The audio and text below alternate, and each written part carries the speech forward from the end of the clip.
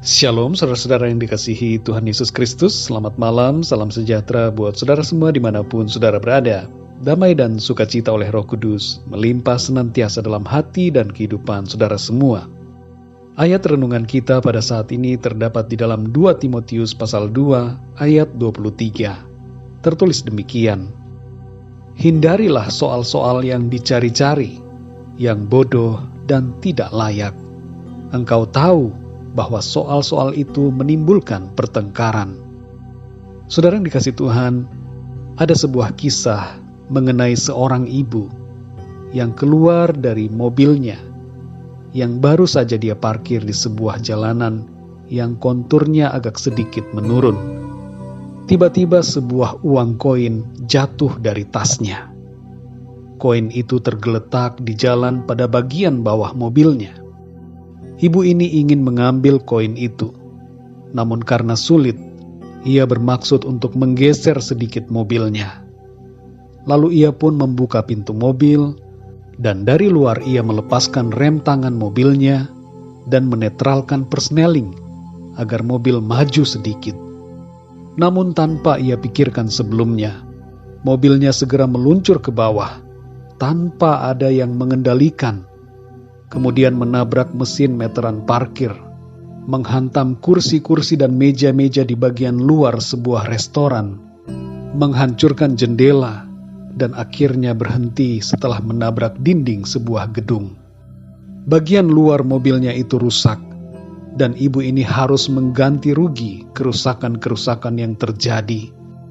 Karena sebuah koin yang bernilai kecil, ia harus kehilangan begitu banyak uang, waktu, dan tenaga.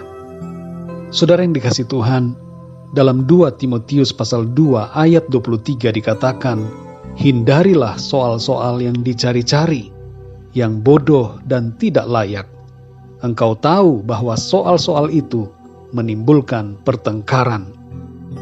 Ayat ini mengajarkan kita untuk menghindari soal-soal yang dicari-cari, yang bodoh dan tidak layak, karena semuanya itu menimbulkan pertengkaran dan perselisihan satu sama lain. Ibarat sebuah koin yang bernilai kecil itu, seringkali kita perlu membiarkan saja soal-soal tertentu dalam hidup kita, agar kita tidak mengalami kerugian yang merusak kedamaian dalam kehidupan kita. Ada suami dan istri yang bertengkar hanya gara-gara persoalan cara menaruh botol minuman di dalam kulkas. Pertengkaran itu menghebat dan membuat mereka ingin bercerai. Bayangkanlah saudara, betapa luar biasanya efek dari hal-hal kecil terhadap kedamaian dan kebahagiaan hidup kita.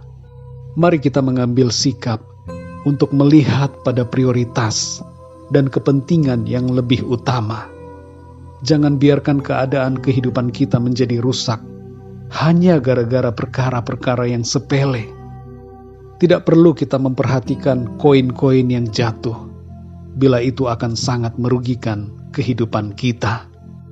Mari saudara yang dikasih Tuhan, kita hidup dalam damai sejahtera. Hindarilah pertengkaran dan perdebatan yang tidak perlu. Mulailah dari diri kita sendiri, dari keluarga kita, saling mengasihi dan mengerti satu sama lain, saling mengampuni antara suami dan istri, orang tua dan anak, dan sesama saudara. Ampunilah dan biarkanlah hati kita selalu dipenuhi dengan kedamaian yang dari Tuhan. Mari kita berdoa saudara. Bapa kami yang di surga, Bapa di dalam nama Tuhan Yesus Kristus, kami mengucap syukur untuk pertolongan Tuhan di sepanjang hari ini. Sampai saat malam ini, kami ada, kami hidup, kami bernafas, kami kuat. Semua itu karena kemurahan Tuhan. Terima kasih untuk berkat dan perlindungan Tuhan yang Tuhan nyatakan dalam hidup kami.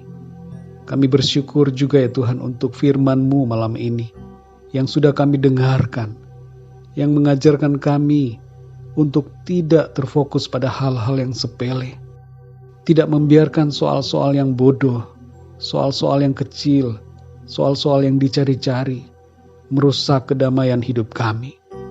Semuanya itu menimbulkan pertengkaran dan perselisihan.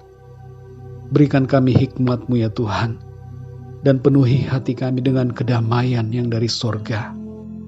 Jamahlah hati kami ya Tuhan, dan limpahkanlah kasih-Mu di dalam kami, supaya kami dapat saling mengerti, saling mengampuni satu sama lain, dan tidak terfokus pada soal-soal kecil yang dapat merusak kehidupan kami.